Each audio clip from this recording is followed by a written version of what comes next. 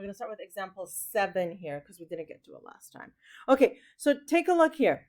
It says to find all the complex zeros of this polynomial given that 2 plus 5i is a 0. And then write the linear factorization. So we know that if 2 plus 5i is a 0, then so is 2 minus 5i, right?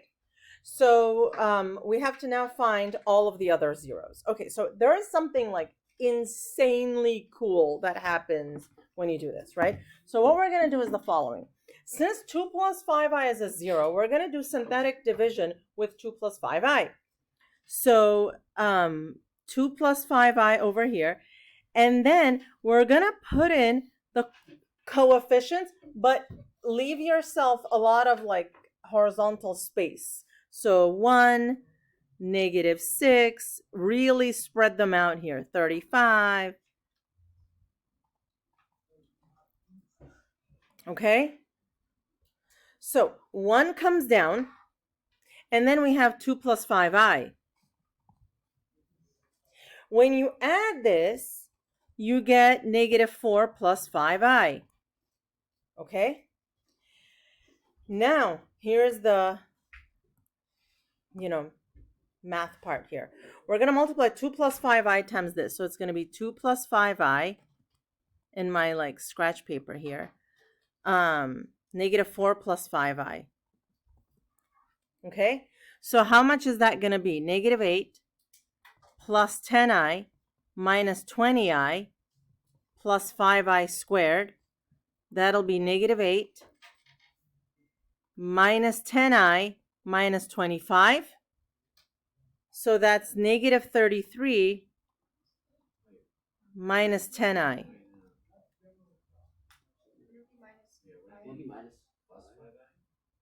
Oh, no. That was a 25i squared. Sorry. 25i squared. Okay? So now when I add this, what do I get? 2 minus 10i. I squared is -1, remember? Wait, aren't you forgetting the 25i? No, she just said the I squared. The I squared equals to 0, and we turn positive 25 to -25. Yeah, but then you don't have it when you're right there. The I squared becomes -1 and then So 25i squared is -25 minus 8 is... Oh, I see. Yeah. Okay. So now the next one is this. We're going to multiply now. Okay, so we have to do this a couple times. 2 plus 5i, 2 minus 10i.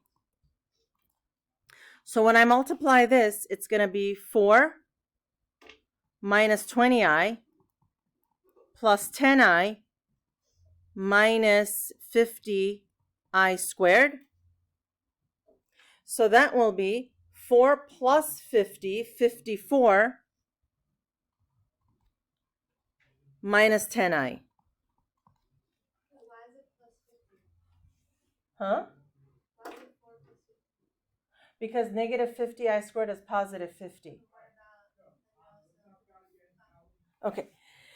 So this will be 4 minus 10i. And so we're going to do this one last time.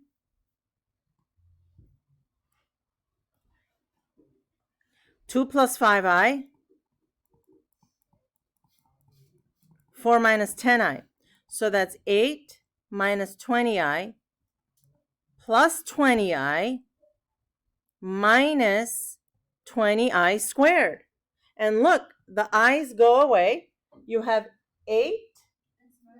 No, 50. Oh my goodness.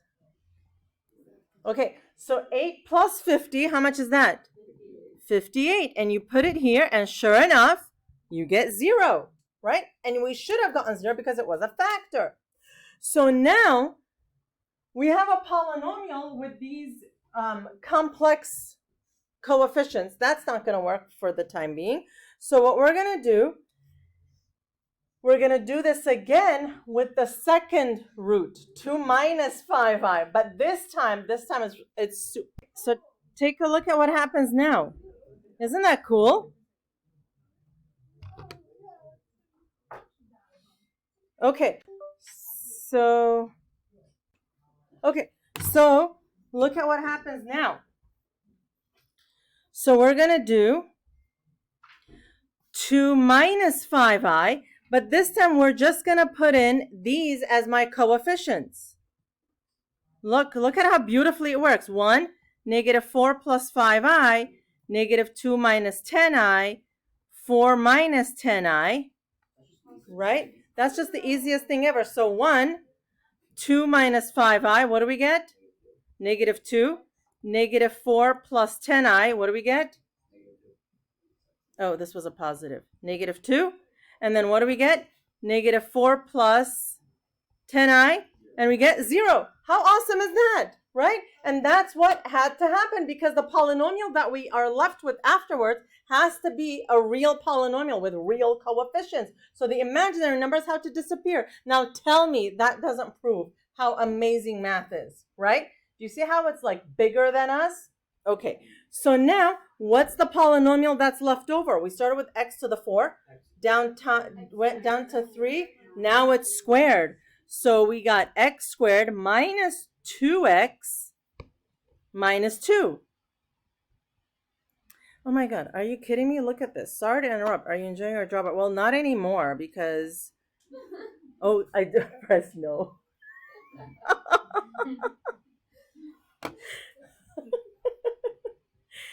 Equals 0. Okay. So we need to find all of the zeros, right?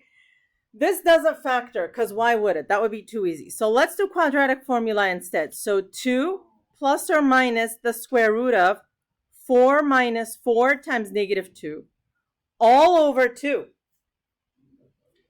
So x equals 2 plus or minus the square root of 12 all over 2, which is 2 plus or minus 2 root 13 all over 2. No, 2 root 3, sorry. So x is 1 plus or minus root 3, not 13, root 3. So what are the zeros then? X is 2 plus or minus 5i. X is 1 plus or minus root 3. But it also says, this was the, part we've done before. Then write a linear factorization of this, right? So how would the linear factorization look? If these are the zeros, what are the linear factors? So if x equals 3 is a 0, what's the linear factor? X minus 3, correct? So the linear factorization would be x minus each of the zeros. 2 minus 5i, x minus 2 plus 5i, x minus 1 minus root 3, x minus 1 plus root 3. So then this is all p of x. And if we simplify a little bit more, then it's x minus 2 plus 5i, x minus 2 minus 5i, x minus 1 plus root 3, x minus 1 minus root 3. Right? Because we are used to seeing things like, x minus 6, x plus 2. But how often are the numbers in the universe just 6 and negative 2, right? You're only just 17 years old for a split second in your life, right? And then the minute even 2 seconds pass, you're no longer 17 years old. You're some weird rational number years old, right? So most of the things that we deal with are that, like you can buy 3 tomatoes, but how often is it that it's, an integer number of pounds of tomatoes, right? So it's really unrealistic that we only want to deal with integers, right? It's also boring, right? Yeah. Do we have to memorize the quadratic formula? The quadratic formula? Yeah. So that's assume that you memorized it in like algebra 2. Okay? All right. Yeah. Where? The linear.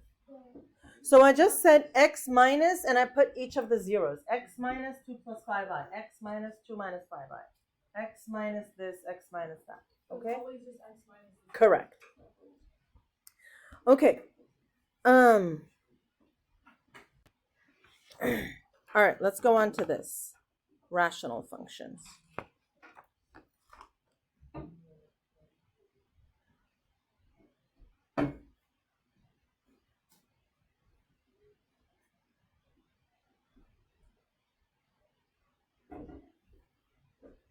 Okay. So we know what a rational function is, right? A rational function is when we have, f of x is a of x over b of x. Okay, so basically an expression in the numerator, an expression in the denominator. The domain of rational functions is all numbers except where the denominator is equal to 0. And many rational functions have asymptotes. Okay. Again, we're going to do this, and then for the last time, right? From now on, you're just going to know exactly how to find asymptotes, okay? So how do we find horizontal asymptotes? First of all, a horizontal asymptote is an imaginary horizontal line that at the infinities, the graph comes exceedingly close to but never touches, okay? A horizontal asymptote, right? Again, in other words, is where the graph flattens out at a finite value as x approaches infinity or negative infinity. Meaning, you can have a horizontal asymptote like this. You can have a graph cross the horizontal asymptote 1,000,000 times. It is only at the infinities that the horizontal asymptote takes effect, okay? So this is very, very possible, okay? To find the horizontal asymptotes of a function, you basically have to do this. Take the limit of f of x as x approaches infinity and the limit of f of x as x approaches negative infinity. Those are the horizontal asymptotes. So if you're walking down the street and somebody tells you, hey, what is a horizontal asymptote? You say the limit of a function as x approaches positive or negative infinity. Okay? All right. To do this, because we're just looking at the infinities, it's just like finding end behavior in the sense that all you have to do is look at the terms in the numerator and the denominator with the highest degree. And then if you have a lower degree on top, higher degree on the bottom, the horizontal asymptote is y equals 0. So for example, if you have f of x is equal to 5x squared plus 3 over 3x, I wanted to make this 5, oh yeah, that was right. 3x to the 4 minus 2, when you take the limit of f of x as x approaches infinity or negative infinity, you just take the higher numbers.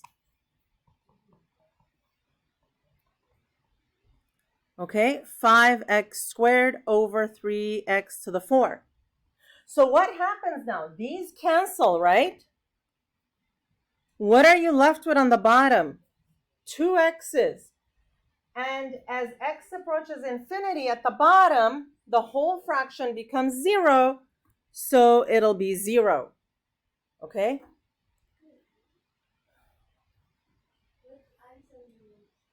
5x squared over 3x to the 4. Huh? No, you don't divide the degrees. The degree, if you take the higher terms, you take the terms with the highest degrees, and you put those on top of each other. Okay? So if you end up with a lower degree on top and a higher degree on the bottom, it's going to reduce to 0. Okay? So now, if you have equal degrees, then the horizontal asymptote will be the reduced form of the fraction. So for example, if f of x is 6x cubed plus 1 over 3x cubed plus 1. If you just take the terms with the highest degrees, this reduces to what? 2. So it'll be y equals 2. Now, if there is a higher degree on top and lower degree on the bottom, there is no horizontal asymptote. Now, there is a little, like a caveat.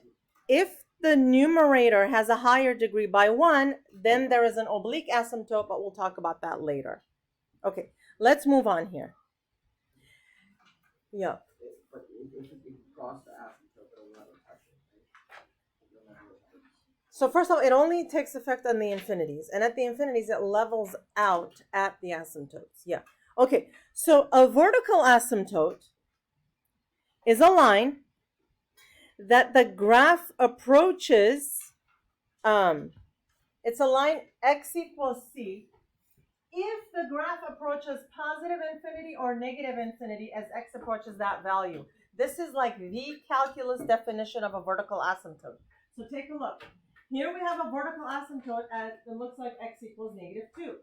As you approach x equals negative 2, the graph goes up to positive infinity. From this side, the graph goes up to positive infinity as you approach that number. That's how we know that there is a vertical asymptote there, okay? So this is how we find it. So if the limit as x approaches c from a number goes to positive or negative infinity. Now, how do you find the vertical asymptotes of a function? Simplify it, and then you find the zeros of the denominator that don't cancel. You already know this. This is how you find your infinite discontinuities, right? We've been doing this over and over and over again. Okay, so here, let's find the domain and the vertical and the horizontal asymptotes of the following functions. So, okay, so first domain. We say 2x squared minus 34 equals to 0. Let's see where that happens. X squared equals 17. X is plus or minus root 17. These are the zeros of the denominator. That means the domain is negative infinity to negative root 17, union negative root 17 to positive root 17, union root 17 to infinity. Questions? Okay. Vertical asymptote. Once you find the domain, okay, did anything from the denominator cancel with the numerator? No. So once you find the domain, the zeros of the denominator, if they did not cancel, those are your vertical asymptotes. So we say, if you want to write it again, we already did it. You don't actually have to do it again. X equals plus or minus root 17. Those are the two vertical asymptotes. Okay? Okay. Horizontal asymptotes. Here's what we say. You want to find the limit of f of x as x approaches to infinity. And then you want to find the limit of f of x as x approaches negative infinity. This is the formal way of doing it. So this is the limit. What's f of x? 5x squared plus 5 over 2x squared minus 34 as x approaches infinity. Right, this is the formal way of doing it, right? To justify your answer. Now, what do? Look at the terms with the highest degrees. Same degree means you simplify the denominator, the coefficients, so you get 5 over 2, right? Okay, what about on this end? Limit as x approaches negative infinity of this.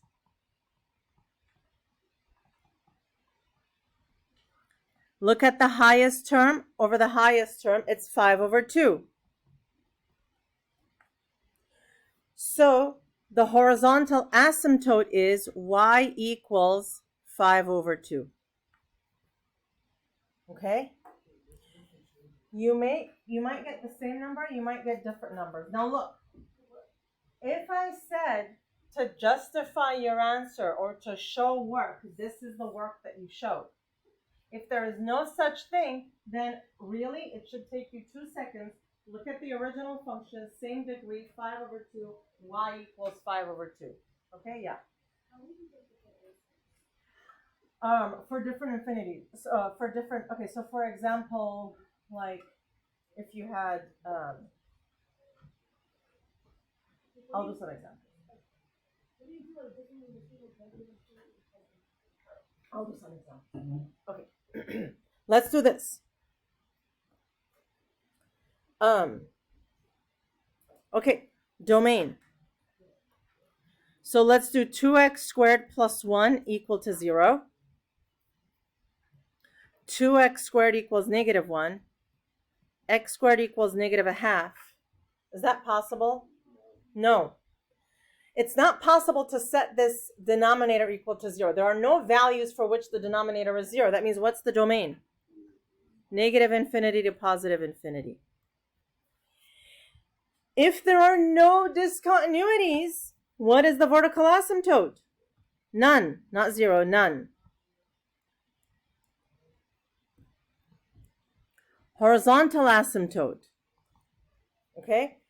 We say, okay, here's another efficient way of writing it. Y equals limit of f of x as x approaches to infinity. Okay? Do these have the same function or different? The same degree or different? Same degree. So what is it going to be? Y equals the limit of f of x as x approaches to negative infinity, 2. So the horizontal asymptote is y equals 2. Okay? Okay. Here. Domain. When is the denominator equal to 0? X is 17, right? So it's negative infinity to 17 and 17 to infinity. Vertical asymptote. X equals 17. Horizontal asymptote. Y equals the limit of g of x as x approaches to infinity. This is the limit of 6x squared over 2x as x approaches infinity. As x approaches infinity, how much is this going to be? So the x's cancel. What is this reduced to? 3x. If there is a high, so when you put an infinity, it's like what? Infinite, right? Does it approach a finite number? No, that's why there is no horizontal asymptote. Okay? We're not doing oblique yet. I'm not doing oblique yet. So there is no horizontal asymptote. Okay? Because technically this will be infinity, so that means there is no horizontal asymptote. Only when this becomes a finite number, 1, 2, negative 3, whatever. Okay, here. Okay, so we factor this, x plus 4. Let me factor this here. X plus 2 on top, x plus 4, x minus 2. Okay, so what is the domain? X can't be negative 4 or 2, so I say negative infinity to negative 4, union negative 4 to 2, 2 to infinity. Okay, so that's the domain. What's the vertical asymptote? Just x equals 2 and x equals negative 4, right? Because none of them canceled. Horizontal asymptote. Okay, for the horizontal asymptote, always look at like the original function. right? So what happens here? Lower degree on the bottom, that means y equals what? Higher degree on the bottom is what I meant. So y equals 0. Okay. Yeah, if I said to justify your answer, you would say like limit, blah, blah, blah. Okay. Graphing. So let's graph this. First thing you want to do is factor x plus 1, x minus 2, x plus 2. We want to state the domain and we want to show all the asymptotes. Okay? All right. So, what is the domain here?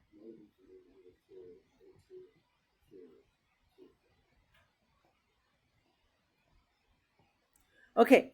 What are the vertical asymptotes? X equals plus or minus 2. What are the horizontal asymptotes? Y equals 0. First thing I do is I put those in, right? So positive 2 for the vertical asymptote, negative 2 for the for another vertical asymptote. Y equals 0 here. Okay. So what are the zeros of this function? Because in order to graph, I need to know the zeros. How do you find zeros? It's f of 0, right?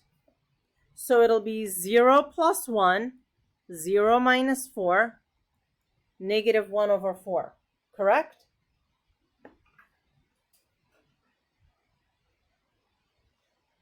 Here. Okay. Now, are there any other zeros? Huh? Oh.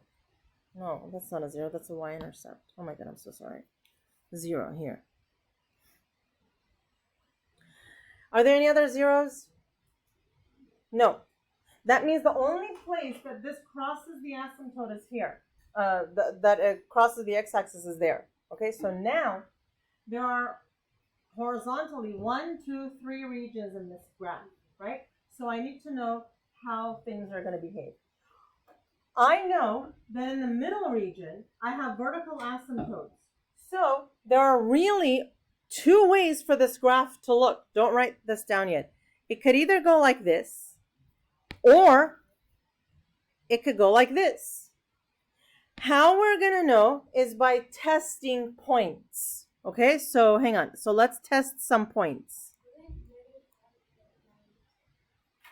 Huh? F of 0, it means you plug 0 into the function. Right, x is...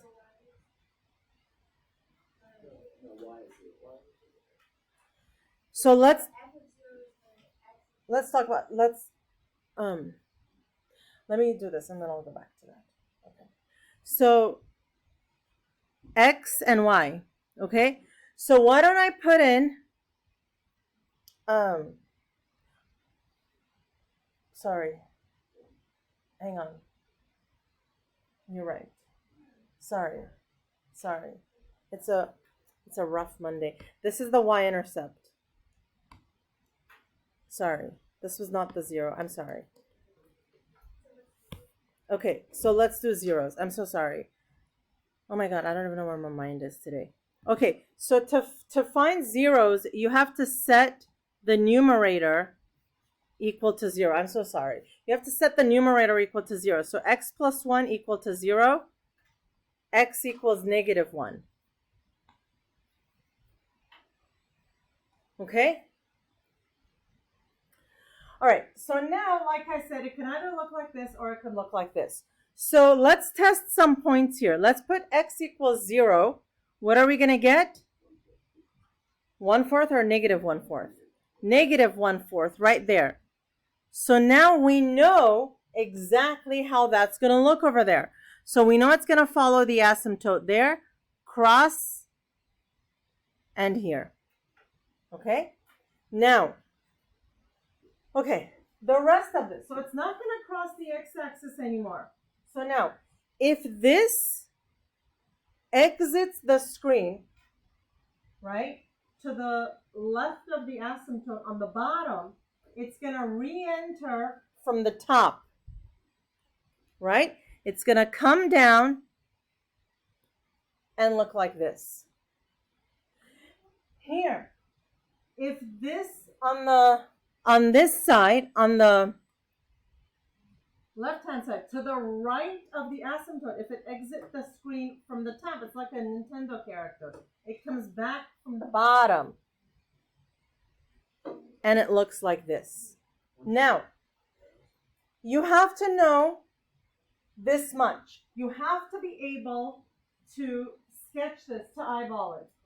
Okay? Now, if you were asked to put 1 point from each of the regions, could you easily just plug in like x equals 3 and x equals -3 and put in a point?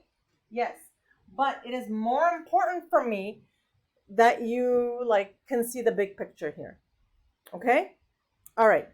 So I'm actually going to stop here today. It's up to you.